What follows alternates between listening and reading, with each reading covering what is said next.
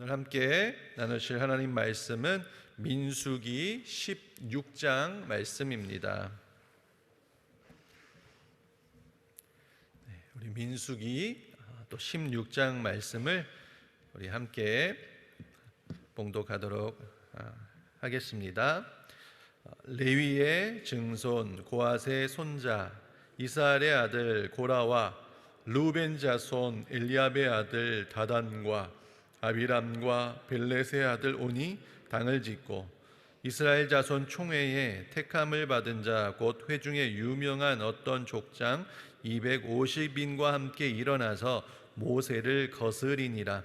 그들이 모여서 모세와 아론을 거스려 그들에게 이르되 너희가 분수에 지나도다. 회중이 다 각각 거룩하고 여호와께서도 그들 중에 계시거늘 너희가 어찌하여 여호와의 총회 위에 스스로 높이느뇨. 모세가 듣고 엎드렸다가 고라와 그 모든 무리에게 말하여 가로되 아침에 여호와께서 자기에게 속한 자가 누구인지 거룩한 자가 누구인지 보이시고 그 자를 자기에게 가까이 나오게 하시되 곧 그가 택하신 자를 자기에게 가까이 나오게 하시리니 이렇게 하라. 너 고라와 너의 모든 무리는 향로를 취하고 내일 여호와 앞에서 그 향로에 불을 담고 그 위에 향을 두라. 그때에 여호와의 택하신 자는 거룩하게 되리라.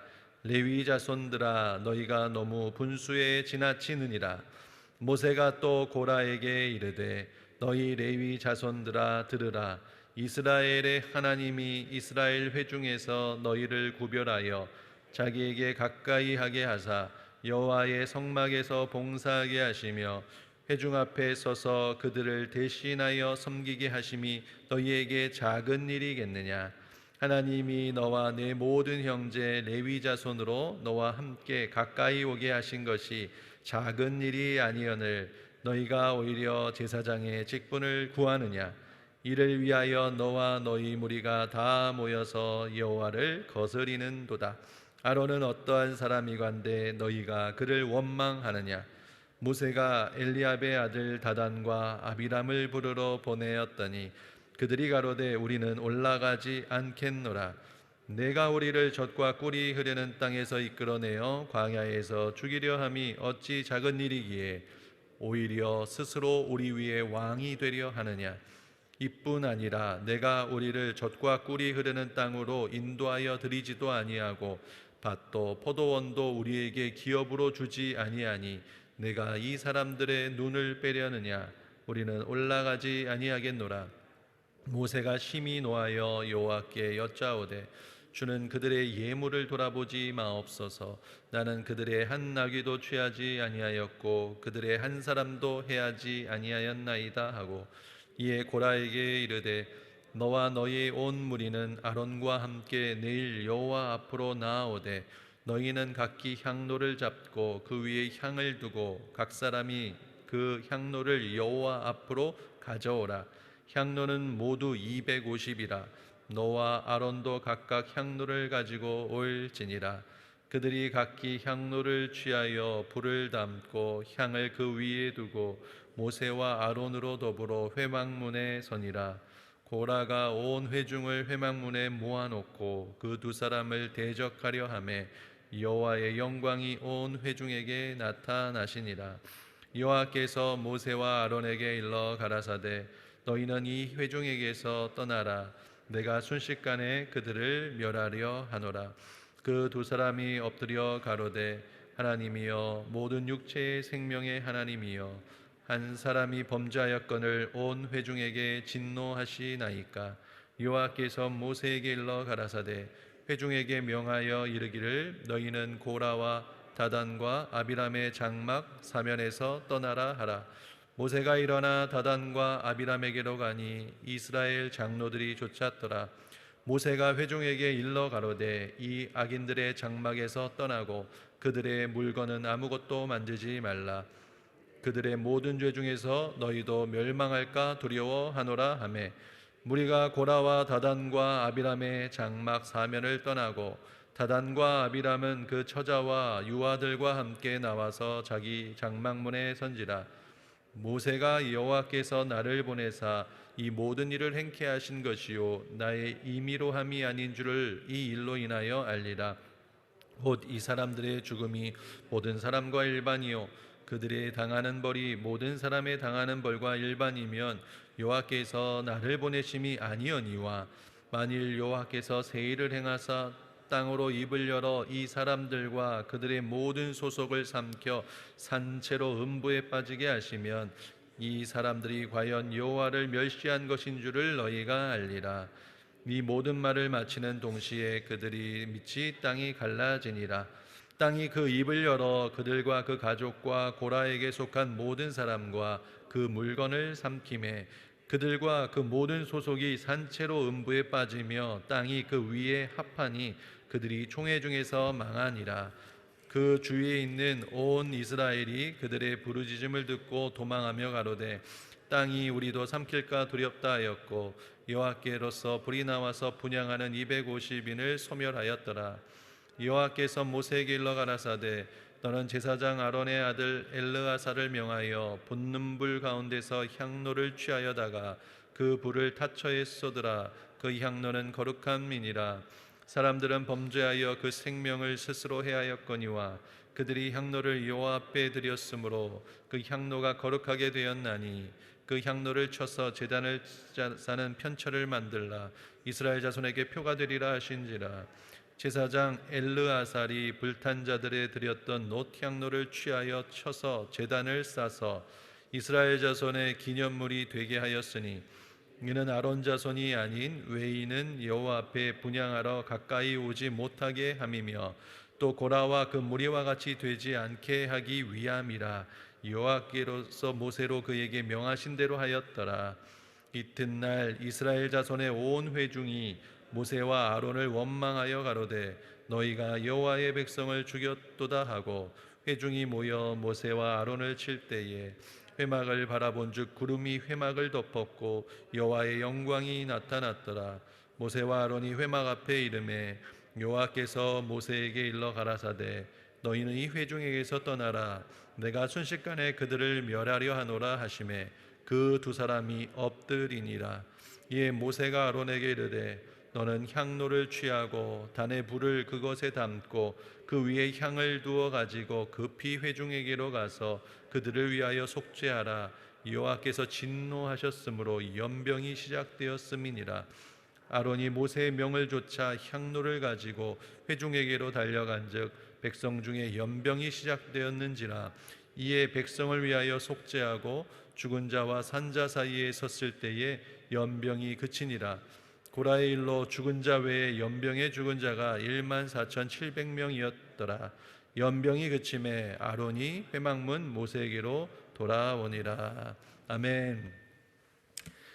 수고하셨습니다. 또 이어서 또 힘을 내셔서 우리 효와 행복 8월 20일 우리 민수기 16장 교만하면 넘어진다 제목이고요. 우리 민수기 16장 30절 요절 말씀이 있습니다. 만일 여호와께서 새 일을 행하사 땅으로 입을 열어 이 사람들과 그들의 모든 소속을 삼켜 산채로 음부에 빠지게 하시면 이 사람들이 과연 여호와를 멸시한 것인 줄을 알리라. 내용이 있습니다. 고라와 다단과 아비람과 온이 250명의 남자들과 결속하여 모세와 아론을 거역하기 시작했다. 그들은 모세와 아론이 자신들만 거룩하다고 생각하며 자신들만 하나님께 가까이 갈 수 있음을 주장한다며 비난했다. 그들은 하나님의 성막을 위해 봉사하도록 특별한 대우를 받았는데도 불구하고 이에 만족하지 않고 모세와 아론의 위치를 탐냈던 것이다. 하나님께서 세우신 지도자들에 대한 이런 공격은 사실상 하나님께 대한 반역이었다. 특히 다단과 아비람은 모세의 인도로 인해 비극적인 상황에 빠지게 되었다고 주장하며 모세가 지도자로 자처하는 것이 부당하다고 말했다. 결국 고라의 무리가 정면으로 모세와 아론을 대적하고 나섰다. 이에 하나님께서 그들을 모두 멸하실 것을 말씀하셨다. 그러자 모세와 아론은 고라를 제외한 다른 회중의 용서를 간구했다. 결국 다른 회중들은 용서를 받았고 죄를 범한 고라와 다단과 아비람의 가족들과 250명의 분향자만이 심판을 받게 되었다. 또한 모세와 아론이 소위 여호와의 백성을 죽였다고 하여 이스라엘 회중이 폭동을 일으키자 이들에게 연병이 임하여 만여 명의 사람들이 심판을 받았다. 당을 지어 수근수근하며 지도자를 거스르는 자들이 있는 공동체는 분열되고 와해될 수밖에 없다. 서로 당을 짓는 것은 바로 성도 간의 분란을 일으키는 사단의 속임수에 걸려 넘어지는 것이다. 당 짓는 일을 하는 자들은 하나님의 나라를 유업으로 받지 못할 것이다. 당신은 서로 화합하고 연합하기 위해 열심을 내고 있습니까? 분열하고 당 짓는 일에 열심을 내고 있는가? 네, 오늘 우리 민수기 16장 말씀을 우리가 쭉 읽어보았는데요. 또 우리 희와 행복을 통해서 주요한 말씀의 또 요지를 우리가 살펴보았습니다. 저는 어제 이제 새벽 기도 마치고 나서 어제 그 백신 예방 접종을 했는데요. 예방 접종을 했는데 또 새벽 기도를 이렇게 인도해야 돼서 그런지 별 전혀 이상 없이 독수리 할 때 팔도 잘 올라가고 참 다행입니다. 그래서 좋은 하나님이 지켜주시고 보호해 주셨는데요.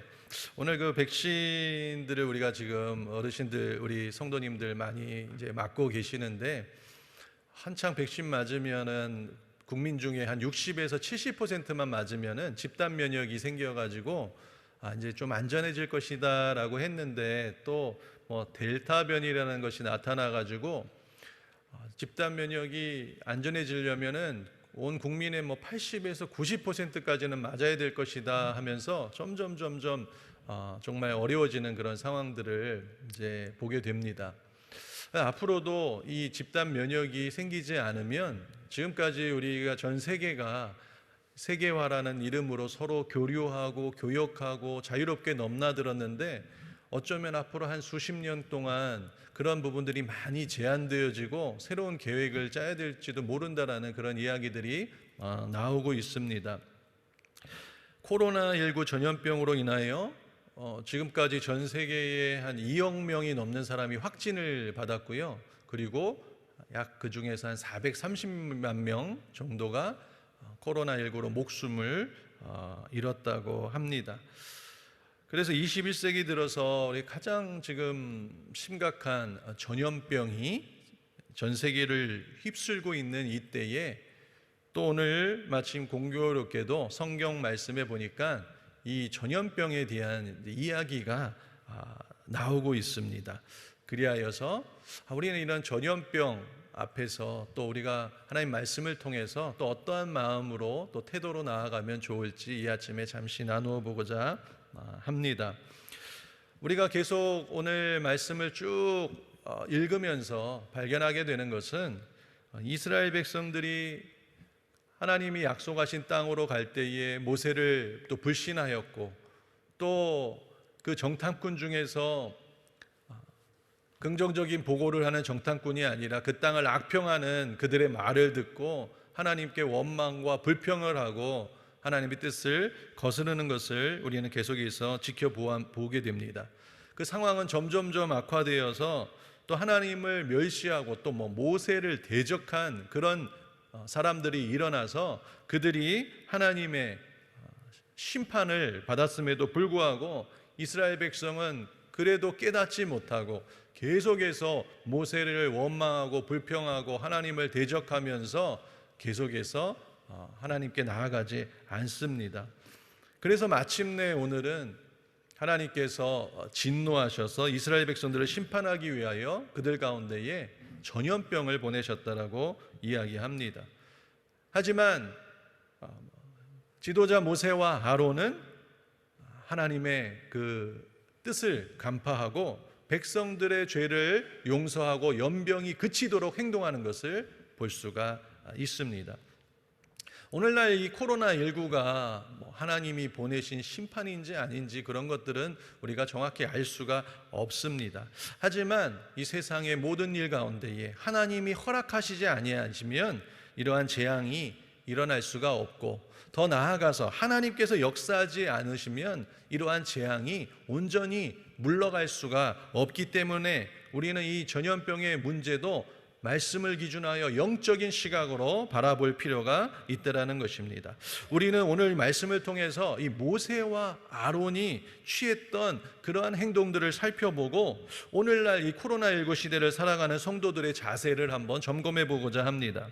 첫째, 모세와 아론은 이 하나님의 심판 소식, 이스라엘 백성들이 전염병에 고통당한다는 이 소식을 들었을 때에 첫 번째로 하는 행동은 바로 엎드렸다라고 말씀하고 계십니다. 엎드렸다라는 것은 기도했다라는 의미도 있겠지만 하나님 앞에 완전히 엎드러져서 겸손하게 순복하는 모습을 보게 된다라는 것입니다.